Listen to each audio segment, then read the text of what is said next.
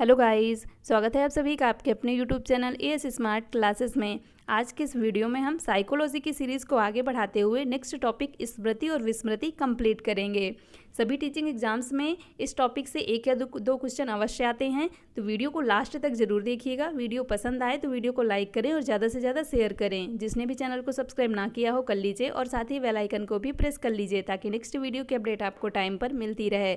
इस क्लास की PDF प्राप्त करने के लिए ये है हमारा व्हाट्सअप नंबर, इसमें अपना नाम और नंबर लिखकर सेंड कीजिए, जिससे आपको हमारे व्हाट्सअप ग्रुप में ऐड कर दिया जाएगा और इसकी PDF आपको प्राप्त हो जाएगी। स्टार्ट करते हैं आज का टॉपिक। सबसे पहले देखेंगे हम स्मृति। स्मृति को इंग्लिश में कहते हैं मेमोरी। देखते हैं स्मृति होती क्या है।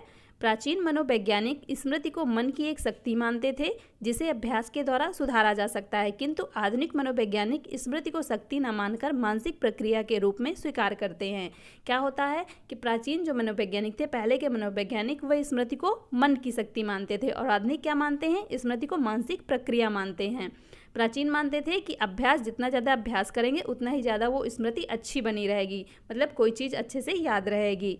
तो ये हुआ प्राचीन मनोवैज्ञानिकों की मान्यता और ये हुई आधुनिक मनोवैज्ञानिकों की मान्यता। स्मृति होती क्या है?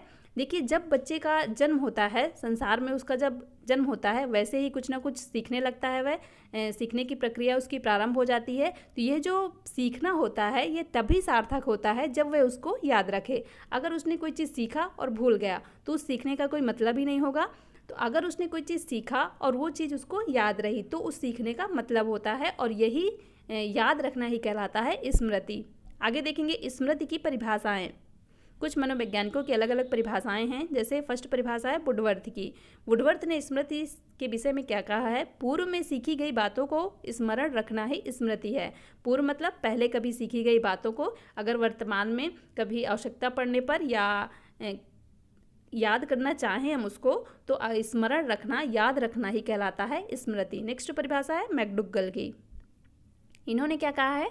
स्मृति से तात्पर्य अतीत की घटनाओं की कल्पना करना और इस तत्वों को पहचान लेना कि अतीत के ये तत्व हैं, स्मृति है। क्या कहा इन्होंने? स्मृति से क्या तात्पर्य है? अतीत में जैसे कभी कोई घटना घटित हुई है तो उसकी कल्पना करना और वर्तमान में अगर वैसा ही कुछ हुआ है तो उससे तुरंत पहचान लेना कि अतीत में ये घटना कब घटी थी। तो ये हो जाती है मैकडुगल की परिभाषा। नेक्स्ट देखेंगे गिलफोर्ड ने क्या कहा है? इन्होंने कहा है सूचनाओं का किसी भी प्रकार भंडारण अथवा धारण ही स्मृति है। व्यक्ति जो विभिन्न सूचनाएं प्राप्त करता है उनका भंडारण और उनको धारण करना ही स्मृति है। तो ये 3 परिभाषाएं कंप्लीट हुई। जो इम्पोर्टेंट थी वही यहाँ पर बताई गई हैं। अब आगे देखेंगे स्मृति के प्रकार। स्मृति के देखिए कई सारे प्रकार हैं। यहाँ पर जो कुछ इंपॉर्टेंट है उनकी चर्चा की जाएगी। स्मृति कई प्रकार की होती है, प्रमुख प्रकारों की चर्चा यहाँ पर की जा रही है। अब जैसे फर्स्ट देखते हैं। फर्स्ट स्मृति जैसे हो गई वास्तविक स्मृति। वास्तविक स्मृति होती क्या है? यह व्यक्ति की बुद्धि और विवेक पर आधारित होती है। जैसे किसी व्यक्ति ने न्यूटन के नियमों को पढ़ा, समझा और उसे आत्मसात कर लिया, तो यह व्यक्ति के बुद्धि पर आधारित होती है। वास्तविक रूप से किसी चीज़ को सीखना, न्यूटन के नियमों को जैसे पढ़ा और उसी रूप में उसने उसे सीख लिया, तो ये हो जाती है वास्तविक स्मृति। आगे देखेंगे तत्कालिक स्मृति। तत्कालिक स्मृति के अंतर्गत आ जाता है जैसे तुरंत कोई चीज़ याद करना और सुना देना। ये तत्कालिक स्मृति जो होती है ये ज़्यादातर परीक्षा के टाइम में बच्चे यूज करते हैं। रात में कोई चीज़ याद की और सुबह जाकर उसे पेपर में लिख दिए, तो ये होती है तत्कालिक स्मृति। थर्ड है आदतजन्य स्मृति। ये क्या होती है? इसको इंग्लिश में कहते हैं हैबिचुअल स्मृति। ये जो आदतजन्य स्मृति होती है ये इसको रटने वाली स्मृति भी कहा जाता है। इसमें जो बच्चे होते हैं वे बिना समझे बूझे तथ्यों को रट लेते हैं और आदतों के अनुसार किसी भी तथ्य को रट लेते हैं और उसको जहाँ पर भी प्रयोग करना हुआ, टीचर्स को सुनाना हुआ या पेपर देना हुआ, उनको लिख देते हैं। तो यह इसको रटने वाली स्मृति भी कहा जाता है। नेक्स्ट देखेंगे स्थायी स्मृति। स्थायी स्मृति काफ़ी समय तक चलती है। यह इसमें भूलने की गुंजाइश बहुत कम रहती है और ये ज़्यादातर वयस्कों में पाई जाती है। नेक्स्ट है सक्रिय स्मृति।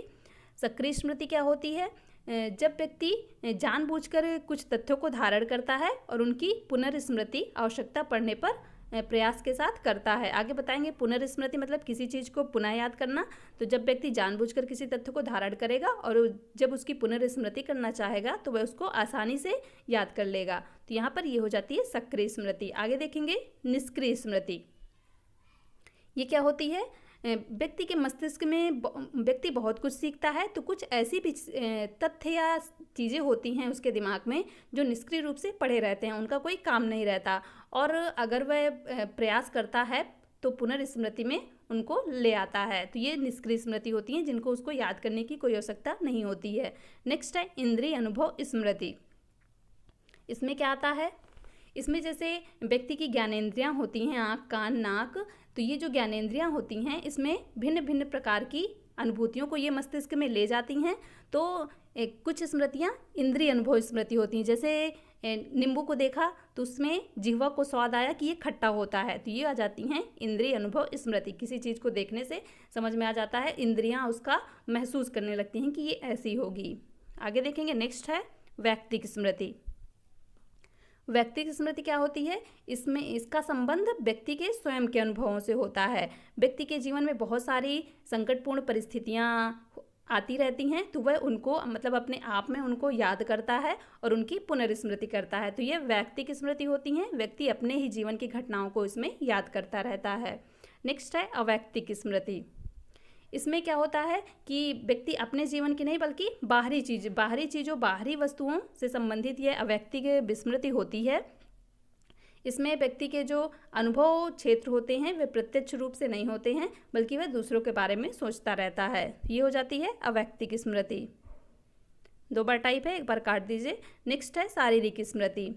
शारीरिक स्मृति में क्या होता है कि जैसे कोई शारीरिक कार्य बार बार किया जाए, मान लीजिए हमने टाइपिंग करना सीखा, तो आप लोगों में से बहुत लोगों को टाइपिंग आती होगी, बहुत लोगों को नहीं आती होगी। तो जब स्टार्टिंग में सीखते हैं तो हमको याद करना पड़ता है कि यहाँ पे ये वर्ड है, यहाँ पे ये वर्ड है। उंगलियों को चलाते समय दिमाग में लाना पड़ता है कि यहाँ पे कौन सा वर्ड है, लेकिन जब हम उसको सीख लेते हैं, हमसे वो बनने लगती है, तो हमारी वो उंगलियाँ वो खुद याद कर लेती हैं और वो अपने आप वर्ड को देखकर अपने आप चलने लगती हैं। वहाँ पर हमको याद करने की आवश्यकता नहीं होती। तो ये हो जाती है शारीरिक स्मृति के अंतर्गत। नेक्स्ट है यांत्रिक स्मृति। इसमें क्या होता है, जब कोई व्यक्ति किसी कार्य को बार बार करता है तो बार बार करने से शरीर को उस कार्य को करने की आदत पड़ जाती है। फिर जब वह पुनः उसी कार्य को करता है तो उसे ज़्यादा प्रयत्न नहीं करना पड़ता, बल्कि वह आसान हो जाता है। जैसे गाड़ियों का जो ड्राइवर होते हैं, तो जब स्टार्टिंग में चलाना प्रारंभ करते हैं तब तो उन्हें थोड़ी याद करना पड़ता है, लेकिन जब हमेशा वो ऐसा करते रहते हैं तो दोबारा उनको जो गाड़ियों के यंत्र होते हैं उनको दबाने के लिए याद नहीं करना पड़ता, बल्कि अपने आप वो जहाँ पे जो आवश्यकता पड़ती है वहाँ पर उसको दबा देते हैं। तो ये कंप्लीट हुए स्मृति के कुछ प्रकार, जो इम्पोर्टेंट थे वही यहाँ पर बताए गए हैं।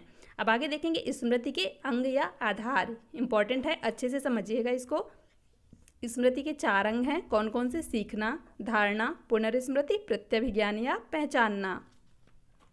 तो फर्स्ट देखते हैं अब हम सीखना। सीखना क्या होता है? स्मृति क्रिया में सर्वप्रथम सीखने की क्रिया होती है। सीखने के पश्चात हम सीखे हुए अनुभवों को स्मरण करते हैं। इस प्रकार हम देखते हैं कि सीखने पर निर्भर करती है, स्मृति जो होती है सीखने पर निर्भर करती है, और सीखना स्मृति पर, इन दोनों में बड़ा गहरा संबंध होता है। तो अब यहाँ पर सीखना क्या होता है? स्मृति की जो क्रिया होती है सीखने से ही प्रारंभ होती है। जब व्यक्ति कुछ चीज़ सीखेगा तभी तो उसको याद रखेगा, अगर कोई चीज़ सीखेगा नहीं तो याद रखने की कोई आवश्यकता ही नहीं पड़ेगी। तो स्मृति की जो प्रक्रिया होती है वह सीखने से प्रारंभ होती है, तो इसीलिए फर्स्ट नंबर पे रखा गया है सीखने को। स्मृति और सीखने का बहुत ही गहरा संबंध होता है। स्मृति सीखने पर निर्भर करती है और सीखना स्मृति पर। क्यों ऐसा होता है? क्योंकि जब कुछ सीखेगा तभी उसको याद रखेगा, और अगर सीखा हुआ याद रखेगा तभी उसका कोई मतलब है, अगर वो सीखा हुआ भूल गया तो उसका कोई मतलब ही नहीं है। तो इसीलिए स्मृति सीखने पर निर्भर करती है और सीखना स्मृति पर। आगे देखते हैं धारणा।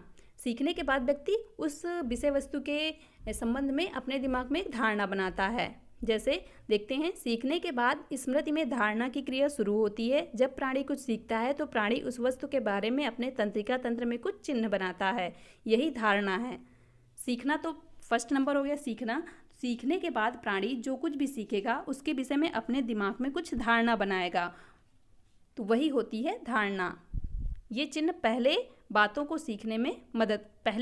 सीखने में मदद करते हैं। जो चिन्ह व्यक्ति अपने दिमाग में बनाता है, अगर वैसी परिस्थिति आगे कभी उत्पन्न हुई तो वो उसको सीखने में मदद करेगा। वो जो धारणा होगी उसकी पहले की बनाई हुई वो आगे काम आएगी। तो ये हो गया धारणा।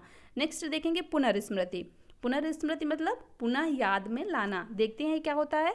वह मानसिक प्रक्रिया जिसमें पूर्व प्राप्त अनुभव को बिना मौलिक उद्दीपक के उपस्थित हुए वर्तमान चेतना में पुनः लाने का प्रयास किया जाता है, पुनर्स्मृति कहलाती है। क्या कहलाती है पुनर्स्मृति? यह वह मानसिक प्रक्रिया है जिसमें पहले कभी प्राप्त अनुभवों को वर्तमान में पुनः चेतना में लाने या याद करने का प्रयास किया जाता है, वह कहलाती है पुनर्स्मृति। ये भी कंप्लीट हुआ। अब आगे देखेंगे पुनर्स्मृति 2 प्रकार की होती है। 2 प्रकार बताए गए हैं पुनर्स्मृति के। जैसे पहला है तत्कालिक पुनर्स्मृति। क्या होती है ये? वह मानसिक प्रक्रिया जिसमें हम किसी विषय को सीखने के तुरंत बाद उसका पुनर्स्मरण करते हैं। क्या करते हैं? जैसे हमने कोई चीज़ सीखी और उसके तुरंत बाद उसका पुनर्स्मरण करें, तो वह आ जाता है तत्कालिक स्मृति के अंतर्गत। आगे देखते हैं विलंबी स्मृति। विलंबी स्मृति क्या होता है? वह मानसिक क्रिया जिसमें किसी विषय को सीखने के कुछ समय बाद उसका पुनर्स्मरण करें। तो तत्कालिक में आ गया जब हम कोई विषय वस्तु को सीखें और तुरंत उसको याद करें। और विलंबी में क्या आ गया? हमने कोई चीज़ जैसे आज सीख ली, काफ़ी दिनों बाद हम उसका पुनर्स्मरण करें, तो वह आ जाता है विलंबी स्मृति के अंतर्गत। अब नेक्स्ट देखेंगे प्रत्यभिज्ञान या पहचानना। 3 अंग कंप्लीट हुए। चौथा है प्रत्यभिज्ञान या पहचानना। क्या होता है ये? प्रत्यभिज्ञान एक ऐसी मानसिक क्रिया है जिसके द्वारा व्यक्ति परिचित वस्तुओं को अपरिचित वस्तुओं से तथा पूर्वानुभूत वस्तुओं को अभिनव वस्तुओं से अलग करता है। क्या करता है कि यह एक ऐसी मानसिक क्रिया है जिसके द्वारा व्यक्ति जो होते हैं, जैसे कोई चीज़ उनकी परिचित है, कोई अपरिचित वस्तु है, 2 चीज़ें उनके सम्मुख हैं, एक परिचित है और एक अपरिचित, तो उन दोनों को वह अलग करेगा। और क्या करता है? तथा पूर्व अनुभूत, पहले प्राप्त अनुभूत वस्तुओं को और अभिनव वस्तुओं को, मतलब पहले प्राप्त जैसे कोई अनुभव है और अभी तुरंत प्राप्त कोई अनुभव है, तो उन अनुभवों में वह अलग करेगा। तो ये होता है प्रत्यभिज्ञान या पहचानना। मतलब जैसे हमने पहले कोई अनुभव प्राप्त किया और आगे कोई वही अनुभव सामने आता है तो हम उसको तुरंत पहचान ले। इसको हम उदाहरण से ऐसे समझ सकते हैं। मान लीजिए कोई व्यक्ति है, 1 साल पहले हमको मिला और 1 साल बाद वो हमको मिलता है, तो हम उसको तुरंत पहचान लें कि ये वही व्यक्ति है जो हमको वहाँ पर मिला था। तो ये होता है प्रत्यभिज्ञान। प्रत्यभिज्ञान के भी 2 प्रकार होते हैं। कौन कौन से? पहला निश्चित प्रत्यभिज्ञान। क्या होता है ये? जब भूतकालीन घटनाओं के विषय में निश्चय पूर्व ज्ञान हो जाता है कि वह घटना कब और कहाँ घटी थी, तो उसे निश्चित प्रत्यभिज्ञान कहते हैं। अब देखिए, जब जैसे भूतकालीन कोई घटना घटी थी और वर्तमान में हमें उसके बारे में याद करना है, तो हमें निश्चित ज्ञान हो कि उस दिन ये घटना घटी थी, उस टाइम घटी थी, हमको एकदम सटीक जानकारी हो, तो वो हो जाता है निश्चित प्रत्यभिज्ञान। अब आगे देखेंगे दूसरा होता है अनिश्चित प्रत्यभिज्ञान। इसमें क्या होता है? ऐसा जान पड़ता है कि अमुक व्यक्ति अथवा वस्तु परिचित तो है, किंतु उसे कब और कहाँ देखा था इसका ज्ञान नहीं रहता है। दूसरे शब्दों में अनिश्चित प्रत्यभिज्ञान में केवल परिचय की भावना रहती है, समय और स्थान का ज्ञान नहीं रहता। अभी जो पीछे बताया गया कि जैसे 1 साल पहले कोई व्यक्ति हमको मिला है और 1 साल बाद हमको मिल रहा है, तो हम उसको तुरंत पहचान लें, तो अच्छी स्मृति है, प्रत्यभिज्ञान है। लेकिन अगर अनिश्चित प्रत्यभिज्ञान है तो क्या होगा? हम उसको देखेंगे, ये कहेंगे कि हाँ हम इसको जानते हैं, लेकिन हम उसको एग्जैक्ट नहीं पहचान पाएंगे कि ये कौन है, इसे हमने कब देखा था, कहाँ मिले थे, हम इससे बिल्कुल नहीं बता पाएंगे। बस हम ये कहेंगे कि हाँ हम इसको जानते हैं, हमने इसको कहीं देखा था। तो ये आ जाता है अनिश्चित प्रत्यभिज्ञान के अंतर्गत। तो ये चारों कंप्लीट हुए। अब आगे देखेंगे अच्छी स्मृति की विशेषताएं। अच्छी स्मृति कौन कौन सी होती हैं, क्या क्या विशेषताएं होती हैं इसकी, देखते हैं। जैसे फर्स्ट है शीघ्र अधिगम, किसी चीज़ को जल्दी सीखने की योग्यता अच्छी स्मृति की विशेषताएं होती हैं। नेक्स्ट है अच्छी धारण शक्ति, मान लीजिए किसी चीज़ को हमने सीखा और उसको उसी रूप में धारण कर लिया, तो वह अच्छी स्मृति की विशेषता होती है। जिसकी धारण शक्ति कमज़ोर होती है उसकी स्मृति भी अच्छी नहीं होती है। नेक्स्ट है शीघ्र पुनर्स्मृति। शीघ्र पुनर्स्मृति मतलब किसी चीज़ को जल्दी याद कर लेना। मान लीजिए पूर्व में प्राप्त कोई अनुभव है, वर्तमान में उनकी आवश्यकता है, तो उसको हम तुरंत याद कर लें, तो वो हो जाता है शीघ्र पुनर्स्मृति। जल्दी कोई चीज़ याद आना, तो ये भी अच्छी स्मृति की विशेषता होती है। शीघ्र व स्पष्ट पहचानना, इसमें किसी चीज़ को जल्दी पहचानना और सही स्पष्ट रूप से पहचानना। ऐसा कुछ ना होना कि हमने इसे कब देखा था, कहाँ देखा था, तो उसमें स्पष्ट रूप से जानना कि हाँ हमने इसको वहाँ देखा था, इस टाइम देखा था, वहाँ किसके यहाँ देखा था। ये सब स्पष्ट रूप से अगर हम किसी चीज़ को पहचान पाते हैं तो वो अच्छी स्मृति की विशेषताएं हैं। नेक्स्ट है व्यर्थ की बातों को भूलना। अब व्यक्ति जो होता है बहुत सी बातें दिन भर में सीखता है, अगर वह सारी बातों को अपने दिमाग में रखेगा तो उसकी बहुत सी बातें ऐसी होंगी जो भूल जाएंगी। तो यहाँ पे सिर्फ व्यर्थ की बातों को भूलना, जो व्यर्थ की बातें हैं उनको दिमाग से निकाल दीजिए, जो अच्छी बातें हैं उनको याद रखिए। तो व्यर्थ की बातों को अगर भूल जाएंगे तो अच्छी अच्छी बातें दिमाग में रह जाएंगी। तो ये भी अच्छी स्मृति की विशेषता होती है। नेक्स्ट है उपयोगिता। ये क्या होता है, इसमें होता है कि जैसे आवश्यकता पड़ने पर या कोई अवसर पड़ने पर सीखी हुई पहले की जो बातें होती हैं उनको याद कर उनका उपयोग कर लिया जाए। मान लीजिए हमने पहले कुछ सीखा और वर्तमान में हमें उसकी आवश्यकता है तो हम उसको तुरंत याद करके उसका उपयोग कर लें, तो ये अच्छी स्मृति की विशेषता मानी जाती है। इस प्रकार हम कह सकते हैं कि अच्छी स्मृति वही है जिसका उपयोग हम अवसर आने पर कर सकें। तो ये हो जाता है उपयोगिता के अंतर्गत। तो ये कंप्लीट हुई अच्छी स्मृति की विशेषताएं। अब आगे देखेंगे हम विस्मृति। स्मृति कंप्लीट हुई, स्मृति मतलब किसी चीज़ को याद रखना। अब आगे आ जाएगा विस्मृति। विस्मृति इंग्लिश में इसको कहते हैं फॉरगेटिंग, मतलब कोई चीज़ भूल जाना। देखते हैं फर्स्ट पॉइंट, भूतकाल में किसी अनुभव को वर्तमान चेतना में लाने की असफलता को विस्मृति कहते हैं। ये देखिए जस्ट उल्टा है स्मृति का। भूतकाल में कोई अनुभव हमने प्राप्त किया और वर्तमान में अगर हमें उसको याद करना है तो हम उसको याद नहीं ला पा रहे हैं, काफ़ी कोशिश कर रहे हैं लेकिन वो हमको याद नहीं आ पा रही, तो इसको कहते हैं विस्मृति, मतलब वो चीज़ हमको भूल गई। नेक्स्ट पॉइंट है 1885 में एबिंगहास ने काल व्यवधान के कारण धारण क्रिया में हुई क्षति का परिणाम संबंधी अध्ययन किया। व्यवधान के कारण जो धारण क्रिया होती है, किसी चीज़ को धारण करने की, सीखने के बाद व्यक्ति उसको धारण करता है, अपने मन में बनाता है कि ये क्या चीज़ है। तो जो धारण क्रिया होती है उसमें व्यवधान के कारण क्या क्या कारण होते हैं व्यवधान के, इसमें हुई क्षति संबंधी परिणाम संबंधी क्षति का अध्ययन किया। किसने किया? एबिंगहास ने। कब किया? 1885 में। उनके द्वारा प्रस्तुत की गई विस्मृति रेखा यह प्रकट करती है, अध्ययन करने बाद उन्होंने एक विस्मृति रेखा प्रकट की। वह क्या प्रकट करती है? फर्स्ट है सीखने के तुरंत बाद भूलना बड़ी तेजी के साथ होता है। तो उन्होंने जो अध्ययन किया उसमें उन्हें यह पता चला कि सीखने के बाद तुरंत, जब हम कोई चीज़ सीख लेते हैं तो उसके बाद जो भूलना होता है वह बहुत तेज़ी से होता है। नेक्स्ट पॉइंट है सीखने के उपरांत जितना ही अधिक समय बीतता है विस्मरण की मात्रा उतनी ही अधिक होती है। अब देखिए इन्होंने अपने अध्ययन में यह पाया कि सीखने के बाद जो भूलना होता है बहुत तेज़ी से होता है, और जितना ज़्यादा सीखने के साथ बाद समय बीतता जाता है उतना ही ज़्यादा विस्मरण या भूलने की क्षमता जो होती है वह उतनी ही अधिक होती जाती है, मतलब कोई चीज़ उतनी ही ज़्यादा भूलती जाती है। आगे देखेंगे एबिंगहास ने कहा कि भूलना एक निष्क्रिय मानसिक प्रक्रिया है जो समय बीतने के कारण होती है।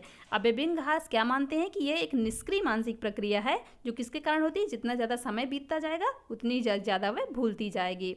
आगे देखेंगे किंतु कुछ अन्य मनोवैज्ञानिक हैं जैसे म्यूलर, फ्रायड आदि ने इस बात का खंडन किया और कहा विस्मृति सक्रिय मानसिक क्रिया है जो समय बीतने के कारण नहीं होती बल्कि उस समय के भीतर होने वाली अनेक क्रियाओं के फलस्वरूप हम किसी विषय को भूल जाते हैं। अब यहाँ पर देखिए एबिंगहास ने कहा कि स्मृति जो है वह निष्क्रिय मानसिक प्रक्रिया है। याद रखिएगा क्या कहा था एबिंगहास ने। और एबिंगहास मानते हैं कि जितना ज़्यादा समय बीतता है, मान लीजिए हमने कोई चीज़ को सीखा, उसके बाद जितना ज़्यादा समय बीतता जाएगा उतनी ही ज़्यादा वह चीज़ हमको भूलती जाएगी। लेकिन कुछ अन्य मनोवैज्ञानिक जो हैं उन्होंने इस बात का खंडन किया। उन्होंने कहा कि स्मृति जो है वह सक्रिय मानसिक प्रक्रिया है, ये समय बीतने का नहीं बल्कि कुछ ना कुछ होता ही रहता है, व्यक्ति कुछ ना कुछ सीखता ही रहता है। तो अनेक क्रियाओं के फलस्वरूप, अनेक क्रियाएं होती हैं व्यक्ति के जीवन में, तो अनेक क्रियाओं के फलस्वरूप वह कुछ बातों को भूलता चला जाता है। तो ये कंप्लीट हुआ। आगे देखेंगे विस्मृति भी दो प्रकार की होती है। कौन कौन सी? सक्रिय विस्मृति और निष्क्रिय विस्मृति। सक्रिय विस्मृति में जब किसी बात को भूलने का प्रयास करें और उसे भुला दें तो सक्रिय विस्मृति कहते हैं। मतलब हमने किसी बात को भूलने का प्रयास करके उसे भुलाया तो होती सक्रिय विस्मृति, और निष्क्रिय होती है प्रयास ना करने पर कोई चीज़ भूल जाना। हमने कोई प्रयास नहीं किया, किसी चीज़ को हमने सीखा और वह हमको भूल गई, तो ये हो जाती है निष्क्रिय विस्मृति के अंतर्गत। तो ये कंप्लीट हुई विस्मृति के प्रकार। अब आगे देखेंगे विस्मृति के कारक। अब यहाँ पर देखिए विस्मृति के कारक कई हैं, किस कारण से विस्मृति होती है। जैसे फर्स्ट कारक है विषय की प्रकृति। अब विषय की प्रकृति कैसी है, बच्चे को प्रभावित करती है। यह विषय का जो यह सिद्ध भी किया जा चुका है कि जब निरर्थक विषय को बच्चों को पढ़ाया जाता है तो वह उसको उसमें ज़्यादा रुचि नहीं लेता और उसको तुरंत भूल जाता है। नेक्स्ट है सीखने की विधि। सीखने की विधि, अगर बच्चों को कोई चीज़ सिखाने में गलत विधियों का प्रयोग किया जाएगा, उसे विराम और विश्राम नहीं दिया जाएगा, तो वह उस चीज़ को अच्छे से नहीं सीख पाएगा और जल्दी भूल जाएगा। यहाँ पर देखिए, जो सीखने में विराम और विश्राम का बहुत ही ज़्यादा महत्व होता है। अगर व्यक्ति को लगातार किसी चीज़ को सिखाते रहो तो उसकी रुचि खत्म हो जाएगी और वह ज़्यादा जल्दी उस चीज़ को भूलेगा। अगर कोई चीज़ सिखाने के बाद उसको कुछ समय के लिए विश्राम दे दिया जाए तो वह जो सीखेगा वह कुछ टाइम तक टिका रहेगा। नेक्स्ट है लक्ष्य रहित होकर सीखना। मान लीजिए व्यक्ति का कोई लक्ष्य नहीं है और वह बस सीख रहा है, तो भी उसकी कोई रुचि नहीं होगी उसमें, बस वह सीख रहा है और भूल रहा है। यह भी विस्मृति के कारण होते हैं। नेक्स्ट है संवेगात्मक धक्का या दुश्चिंता। इसमें क्या होता है कि मान लीजिए किसी व्यक्ति ने किसी चीज़ को सीखा और उसको पुनः याद करने की बीच की अवधि में उस विषय को किसी प्रकार का संवेगात्मक धक्का, तनाव या दुश्चिंता का अनुभव हुआ। क्या हुआ? किसी चीज़ को उसने सीखा और उसको मान लीजिए पुनः याद करना है, तो उसके बीच में उस व्यक्ति को संवेगात्मक धक्का, किसी प्रकार का तनाव उत्पन्न हुआ उसी विषय से संबंधित, या दुश्चिंता का अनुभव हुआ, तो उसकी जो विस्मृति होगी वह बहुत ही जल्दी होगी, बहुत आसानी से उस चीज़ को भूल जाएगा। इसलिए विस्मृति को दूर करने के लिए संवेगात्मक संतुलन और मानसिक शांति का होना बहुत ही जरूरी होता है। नेक्स्ट है थकावट। इसमें क्या होता है, मान लीजिए किसी व्यक्ति ने कुछ सीखा और उसके बाद नेक्स्ट काम उसने स्टार्ट कर दिया, उसे बहुत ज़्यादा थकावट अनुभव हो रही है, तो पहले वाले कार्य को वह तुरंत भूल जाएगा। तो शारीरिक और मानसिक थकावट बहुत ही इम्पॉर्टेंट होता है विस्मृति में। तो शारीरिक और मानसिक थकावट नहीं होनी चाहिए, बल्कि इसमें भी आराम व्यक्ति को करना चाहिए। कोई एक चीज़ सीखने के बाद वह अगर कुछ टाइम आराम कर लेगा, फिर दूसरा काम करेगा, तो वो उसकी जो स्मृति होगी वह अच्छी होगी और जल्दी नहीं भूलेगा। नेक्स्ट है शारीरिक और मानसिक रोग। इसमें क्या होता है, यदि किसी विषय को सीखने के बाद मान लीजिए व्यक्ति को शारीरिक और मानसिक रोग हो जाते हैं, तो उसके पूर्व में जो सीखे गए अनुभव होते हैं उनका पुनर्स्मरण उसको नहीं हो पाता है। तो ये भी विस्मृति के कारण होते हैं, इस कारण भी विस्मृति होती है। नेक्स्ट है इच्छा का अभाव। किसी चीज़ को सीखने की किसी व्यक्ति की इच्छा नहीं है, ज़बरदस्ती वह सीख रहा है किसी चीज़ को, तो भी वह तुरंत भूल जाएगा। नेक्स्ट है विषयों की समानता। अब यहाँ पर विषयों की समानता में क्या आ जाता है, जैसे मान लीजिए कोई व्यक्ति किसी विषय को सीख रहा है, वैसे ही कई विषय उसको सिखाए जा रहे हैं, सभी विषय एक दूसरे से समान हैं, तो उस सीखने में उसकी रुचि नहीं आएगी और वह उसके पुनर्स्मरण में बाधा उत्पन्न हो जाएगी। नेक्स्ट है गलत मानसिक वृत्ति। गलत मानसिक वृत्ति मतलब किसी व्यक्ति ने अपने दिमाग में गलत मानसिक वृत्ति धारण कर ली है, उसने अपने दिमाग में कुछ ऐसा बना लिया है जो गलत है। मान लीजिए जैसे किसी का नाम है और किसी का नाम उसने काफ़ी टाइम पहले सुना और कुछ दिन बाद उसको याद करना है, तो मान लीजिए उस व्यक्ति का नाम कमल था और कुछ समय बाद जब वह व्यक्ति उसको याद कर रहा है तो उसने अपने दिमाग में बना रखा है कि उसका नाम बा से स्टार्ट होता है। तो जब उसने बना ही रखा है अपने दिमाग में, गलत मानसिक वृत्ति धारण कर रखी है, तो वो कैसे बता पाएगा कि उसका नाम कमल है, क्योंकि उसने तो धारण कर लिया है कि उसका नाम बा से है। वो बा से आने वाले बहुत सारे नाम बताएगा, बनवारी लाल, बटुक प्रसाद, ऐसे ही बा से आने वाले नाम बताएगा, लेकिन उसको ये बिल्कुल याद नहीं आएगा कि उसका नाम कमल है, क्योंकि उसने गलत मानसिक वृत्ति ही धारण की है। तो यहाँ से ये स्मृति और विस्मृति का टॉपिक कंप्लीट होता है। वीडियो पसंद आया हो तो वीडियो को लाइक कर दें और ज़्यादा से ज़्यादा शेयर कर दें। Thank you so much guys, मिलते हैं नेक्स्ट वीडियो में।